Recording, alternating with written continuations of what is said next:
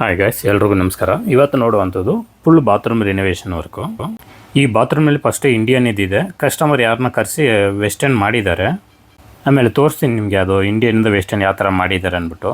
ಕಸ್ಟಮರಿಗೆ ಬಂದುಬಿಟ್ಟು ಫುಲ್ ಇಲ್ಲಿ leakage problem ಇದೆ. ನೀವು ನೋಡ್ಬೋದು, ಸ್ಟೆಪ್ಪು ಬಂದುಬಿಟ್ಟು 8 ಇಂಚ್ ಹೈಟ್ ಇದೆ. ಇವಾಗ ಈ ಸ್ಟೆಪ್ಪೆಲ್ಲ ತೆಗೆದು ಒಂದೇ ಈವನ್ ಆಗಿ ಮಾಡಬೇಕಾಗತ್ತೆ. ನೋಡಿ, ಇವಾಗ ತೋರಿಸ್ತೀನಿ ನಿಮಗೆ. ಇಂಡಿಯನ್ ಇರೋ ಜಾಗ ಮಾತ್ರ ಟೈಲಿಸ್ ಹಾಕಿ ಮಾಡಿರೋದು ನಿಮಗೆ ಪ್ಯಾಚ್ ವರ್ಕ್ ಥರ ಕಾಣಿಸ್ತದೆ. ಯಾವಾಗೂ ಇಂಡಿಯನ್ನಿಂದ ವೆಸ್ಟರ್ನ್ ಮಾಡುವಾಗ ಒಳಗಡೆ ಫೀ ಡ್ರಾಪ್ ಇರುತ್ತೆ. ಯಾವಾಗೂ ಇಂಡಿಯನ್ಗೆ ಅದು ಫೀ ಡ್ರಾಪ್ ತನಕ ಹೊಡೆದು ತೆಗೆದುಬಿಟ್ಟು ಅಲ್ಲಿಂದ ಒಂದು ಎಲ್ಬೋ ಹಾಕಿ ಮೇಲೆ ರೇಸ್ ಮಾಡ್ಕೊಂಡು ಕಮೋಡ್ ಫಿಟ್ ಮಾಡಬೇಕಾಗತ್ತೆ.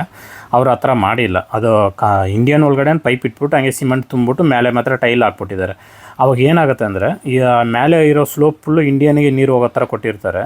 ಇವಾಗ ಅಲ್ಲಿ ಮಾಡಿರೋದ್ರಿಂದ ಏನಾಗುತ್ತೆ ಅಂದರೆ, ಅದ್ರಲ್ಲಿ ನೀರು ಫುಲ್ಲು ಸ್ಟೋರ್ ಆಗುತ್ತೆ. ಅಲ್ಲಿ ಸ್ಲೋಪ್ ಫುಲ್ಲು ಅಲ್ಲಿರೋದ್ರಿಂದ ನೀರು ನಿಂತ್ಕೊತಾ ಇದೆ. ನೀರು ನಿಂತ್ಕೊಳ್ಳೋದ್ರಿಂದ ಏನಾಗುತ್ತೆ, ಅಲ್ಲೊಂದು ಸ್ಮೆಲ್ಲು ಜಾಸ್ತಿ ಬರುತ್ತೆ. ಪಾಚೆ ಕಟ್ಟೋದು, ಜಾರೋದು, ಸ್ಲಿಪ್ ಆಗೋದು ಈ ಥರ ಇರುತ್ತೆ. ಆಮೇಲೆ ಕೆಳಗಡೆ ಫ್ಲೋರಿಂಗಲ್ಲಿ ತುಂಬ ಲೀಕೇಜ್ ಇದೆ. ಇದು ಆಲ್ಮೋಸ್ಟ್ 23 ಇಯರ್ಸ್ ಓಲ್ಡ್ ಅದು ಫ್ಲಾಟು. ಒಳಗಡೆ ಎಲ್ಲ ಫುಲ್ GA ಪೈಪೆಲ್ಲ ಹಾಕಿದ್ದಾರೆ. ಇವಾಗ ಎಲ್ಲ ಫುಲ್ಲು ಟೋಟಲ್ ಎಲ್ಲ ರಿಮೂವ್ ಮಾಡಿಬಿಟ್ಟು ಹೊಸ ಪೈಪ್ಲೈನ್ ಹಾಕಿ ಮಾಡಿಕೊಡ್ತಾ ಇದ್ದೀವಿ.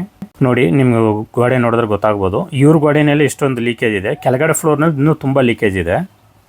ಅದಕ್ಕೆ 2 ರೀಸನ್ ಇದೆ. ಒಂದು GA ಪೈಪು ಎಲ್ಬೋಯಿಂದನೂ ರಸ್ಟ್ ಹಿಡಿದು ಅಲ್ಲಿ ಲೀಕೇಜ್ ಆಗ್ತಾಯಿದೆ. ನೆಕ್ಸ್ಟ್ ಬಂದುಬಿಟ್ಟು ಕೆಳಗಡೆ ಇವರು ಇಂಡಿಯನ್ ಮಾಡೋದ್ರಿಂದನೂ ಲೀಕೇಜ್ ಆಗ್ತಾಯಿತ್ತು. ನಿಮಗೆ ಯಾರಿಗಾದ್ರೂ ರಿಕ್ವೈರ್ಮೆಂಟ್ ಇದೆ ಕಾಲ್ ಮಾಡ್ಬೋದು. ನಾವು ಇರೋ area CV Raman Nagar, near old airport, HL. ನಾವು ಇಂಡಿಯನಿಂದ ವೆಸ್ಟರ್ನ್ ಮಾಡಿಕೊಡೋದು, ವೆಸ್ಟರ್ನಿಂದ ಇಂಡಿಯನ್ ಮಾಡಿಕೊಡೋದು, ವಾಲ್ ಮೌಂಟಿಂದನೂ ಇಂಡಿಯನ್ ಮಾಡಿ ಕೊಟ್ಟಿದ್ದೀವಿ. Full bathroom renovation, kitchen renovation, full ಮನೆಯೂ ರಿನೋವೇಷನ್ ಮಾಡಿಕೊಡ್ತೀವಿ. ನಮ್ಮ ನಿಯರ್ ಬೈ ಇದ್ದರೆ ನಾವೇ plumbing work, electric work, tile work ಎಲ್ಲ ನಾವೇ ಮಾಡಿ ಕೊಡೋದು. ಅದರಿಂದ ನಾವು ಕೆಲಸ ಕ್ವಿಕ್ಕಾಗಿ ಮಾಡ್ಕೊಳೋಕ್ಕಾಗತ್ತೆ. Full guarantee ಕೊಡೋಕ್ಕಾಗತ್ತೆ. ನಾವು ಇಂಡಿಯನಿಂದ ವೆಸ್ಟರ್ನ್ ಮಾಡೋಕ್ಕೆ 1 ಡೇ ಟೈಮ್ ತೊಗೊತೀವಿ. ಫುಲ್ ಬಾತ್ರೂಮ್ ರಿನೋವೇಷನ್ ಅಂದರೆ 3 to 4 ಡೇಸ್ ಬೇಕಾಗುತ್ತೆ. ಫುಲ್ ಮನೆ ರಿನೋವೇಷನ್ ಅಂದರೆ ನಿಮಗೆ ಯಾವ ಥರ ನೀವು ಎಕ್ಸ್ಪೆಕ್ಟ್ ಮಾಡ್ತೀರಾ ಅದ್ರ ಮೇಲೆ ಡಿಪೆಂಡ್ ಆಗುತ್ತೆ. ನಾವು ಬಂದುಬಿಟ್ಟು ವಿತ್ ಮೆಟೀರಿಯಲ್, ವಿತೌಟ್ ಮೆಟೀರಿಯಲ್ ಎರಡೂ ಮಾಡಿಕೊಡ್ತೀವಿ. ವಿತ್ ಮೆಟೀರಿಯಲ್ ಅಂದರೆ ನಮ್ಮ ಏರಿಯಾ ಸರೌಂಡಿಂಗ್ ಇದ್ದರೆ ಮಾಡಿಕೊಡ್ತೀವಿ. ಬೇರೆ ಕಡೆ ಇದ್ದರೆ ನೀವೇ ಮೆಟೀರಿಯಲ್ ಎಲ್ಲ ಅರೇಂಜ್ ಮಾಡಿ ಕೊಡಬೇಕಾಗತ್ತೆ. ನಮ್ಮ ಚಾನಲಲ್ಲಿ ಪ್ರತಿಯೊಂದು ವೀಡಿಯೋನ ಅಪ್ಲೋಡ್ ಮಾಡಿದ್ವಿ. ನಿಮ್ಗೆ ಏನು ರಿಕ್ವೈರ್ಮೆಂಟ್ ಇದೆ ಅದ್ರ ಪ್ರಕಾರ ನೋಡಿದ್ರೆ ನಿಮ್ಗೊಂದು ಐಡಿಯಾ ಸಿಗುತ್ತೆ. ಯಾವ ಥರ ಇರೋದು, ಯಾವ ಥರ ಮಾಡಿದ್ದಾರೆ, ಏನೇನು ಕೆಲಸ ಎಲ್ಲ ಮಾಡ್ತಾ ಇದ್ದಾರೆ ನಿಮ್ಗೊಂದು ಐಡಿಯಾ ಸಿಗುತ್ತೆ. ನೀವು ನೋಡ್ಬೋದು, ಅಲ್ಲೇ GA ಪೈಪ್ ಎಲ್ಲ ತೆಗೆದುಬಿಟ್ಟು ಇವಾಗ ಹೊಸ CPVC ಪೈಪ್ ಹಾಕ್ಕೊಂಡಿದ್ದೀವಿ. ಫ್ಲೋರಿಂಗ್ ನೋಡಿದ್ರೆ ಫುಲ್ ಎಲ್ಲ ತೆಗೆದ್ಬಿಟ್ಟು ಇವನಾಗಿ ಮಾಡಿ ಅಲ್ಲಿ PVC ಪೈಪ್ ಚೇಂಜ್ ಮಾಡ್ಕೊಂಡಿದ್ದೀವಿ.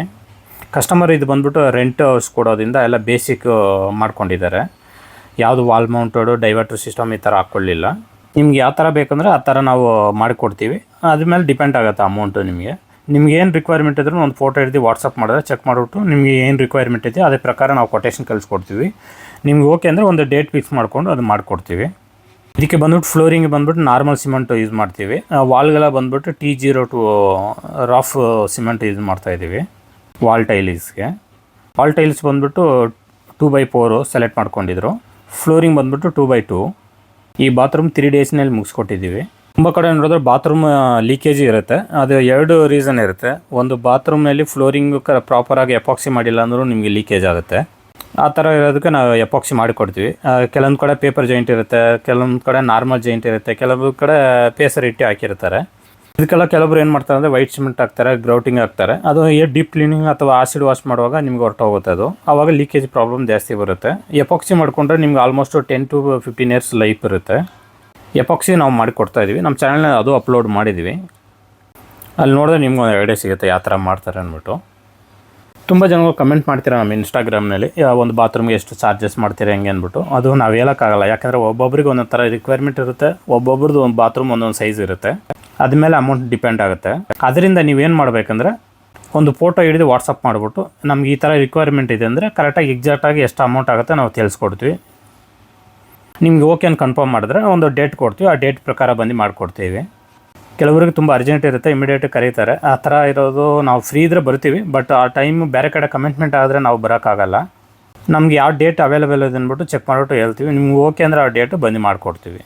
ನಾವು ಇರೋದು CV ರಮನ್ ನಗರ್. ನಾವು ಇಲ್ಲಿಂದ ಒಂದು 10 to 15 ಕಿಲೋಮೀಟರ್ ಸರ್ವಿಸ್ ಕೊಡ್ತಾಯಿದ್ದೀವಿ. ತುಂಬ ಲಾಂಗ್ ನಾವು ಕೆಲಸ ತೊಗೊಳ್ಳಲ್ಲ. ಯಾಕಂದರೆ ನಾವು ಜರ್ನಿ ಟೈಮ್ ಜಾಸ್ತಿ ಆಗೋದ್ರಿಂದ ಕೆಲಸ ಮಾಡೋಕ್ಕಾಗ್ತಾಯಿಲ್ಲ. ಟ್ರಾಫಿಕ್ನಲ್ಲಿ ಓಡಾಡೋದು ತುಂಬ ಟೈಮ್ ವೇಸ್ಟ್ ಆಗ್ತಾಯಿದೆ. ಅದರಿಂದ ನಾವು ತುಂಬ ಲಾಂಗ್ ಸರ್ವಿಸ್ ಇಲ್ಲ ನಮ್ಮದು. ನೋಡ್ಬೋದು, ನಾವು ಪೇಸರ್ ಇಟ್ಟು ಹಾಕಿದ್ದೀವಿ ಫ್ಲೋರಿಂಗ್ ಟೈಲ್ಸು. ಇವಾಗ ಎಪಾಕ್ಸಿ ಫಿಲ್ ಮಾಡ್ಕೊತಾ ಇದ್ದೀವಿ. ನಾವು ಮಾಡೋ ಕೆಲಸಕ್ಕೆ ಏನೇ ಇದ್ರೂ 100% ನಾವು ಗ್ಯಾರಂಟಿ ಕೊಡ್ತೀವಿ.